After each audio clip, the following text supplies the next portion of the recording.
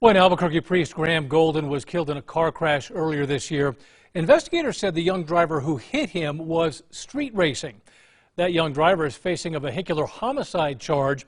KRQE News 13 investigative reporter Gabrielle Burkhart checked in on that criminal case and shows you part of the story that no one has yet heard. I happen to be a member of the Catholic community, and I think this is just a horrible, horrible accident and a tragedy. And that's what it is. But to call it murder is to call it something that it's not. Rudy Chavez is the attorney representing Manuel Soria, the 22-year-old charged with vehicular homicide by reckless driving and racing for a crash that happened in May.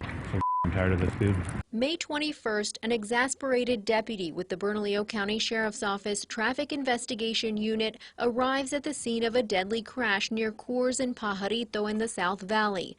A black Hyundai torn apart. 35-year-old Reverend Graham Golden and his passenger had been rushed to the hospital. Father Golden didn't survive. There's a lot of things missing from the investigation that cause me pause and create real problems. At least 3 witnesses told deputies the driver of this white F-150 was speeding, apparently racing an SUV. Father Golden's Hyundai was pulling out onto a stretch of Coors where the speed limit is 55.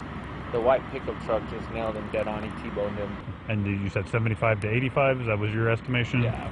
A crash reconstruction report puts Soria's speed at 91, but Chavez insists Soria wasn't driving that fast that night and wasn't street racing. He was following his girlfriend. He never passed her, she never passed him. She saw the priest pull out, she swerved, and he unfortunately didn't have that opportunity. That's what Soria told deputies the night of the crash. And I was just shortly behind her, and I happened just to catch him, and I tried swerving, and my brakes locked up. Police 5710 on the crash.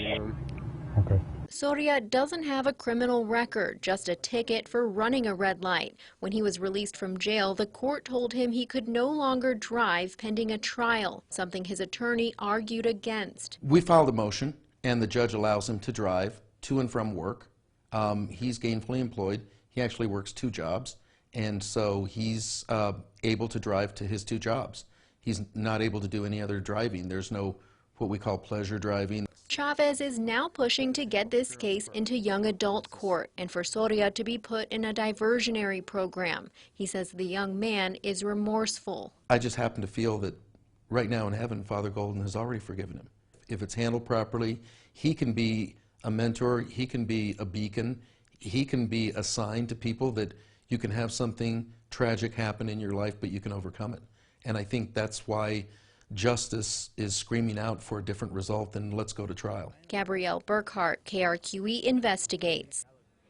The next hearing for that case is scheduled for August. Soria faces more than 9 years in prison if convicted.